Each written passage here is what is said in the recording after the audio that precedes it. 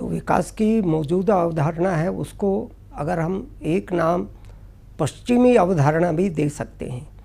मुख्य रूप से ये विकास की वर्तमान अवधारणा पश्चिम के देशों में उत्पन्न परिस्थितियों के अनुसार पश्चिम के अर्थशास्त्रियों ने दिया और उसको कमोबेश दुनिया के सब देशों ने स्वीकार कर लिया।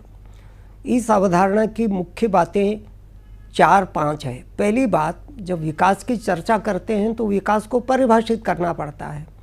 वर्तमान अवधारणा कहती है कि विकास का अर्थ है एक देश में एक वर्ष में उत्पन्न वस्तुओं और सेवाओं के बाजार मूल्यों का जोड़।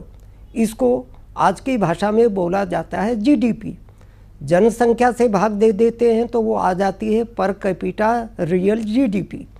तो दुनिया के सब देशों में कौन देश विकसित है और कौन देश पिछड़ा है, कौन देश विकास कर रहा है और कौन देश विकास नहीं कर रहा है, जीडीपी के आधार पर मापा जाता है।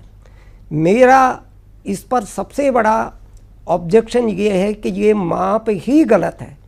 हम जिस प्रकार से जीडीपी को मापते हैं वही दोषपूर्ण है। मैं 2 उदाहरण देता हूँ।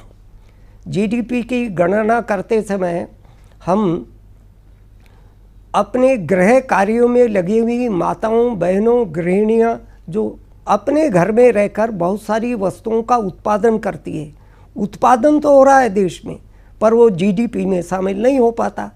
भारत जैसे देश में ऐसा बहुत सारी वस्तुओं और सेवाओं का उत्पादन परिवार में होता है। पश्चिम के देशों में ये सब काम बाजार में होता है, इसलिए उनकी जीडीपी बढ़ गई है, हमारी जीडीपी कम हो गई है। कोई अपने घर के पीछे किचन गार्डन में सब्जी लगा लेता है और सीधा सब्जी तोड़ा और पका लिया, वो बाजार मूल्य नहीं है उसका, वर्तमान जीडीपी में उसको शामिल नहीं करते हैं। हमारे देश का किसान जो कुछ पैदा करता है, पैदा करने के बाद अपने घर के काम के लिए उसको उपभोग करने के लिए रख लेता है, बचे हुए को बाजार में बेचने के लिए ले जाता है, उसको बोलते हैं मार्केटेबल सरप्लस। तो जीडीपी में गणना मार्केटेबल सरप्लस की होती है, सेल्फ कंजम्पशन की नहीं होती। इसलिए कुल मिलाकर के वर्तमान जीडीपी की गणना दोषपूर्ण है।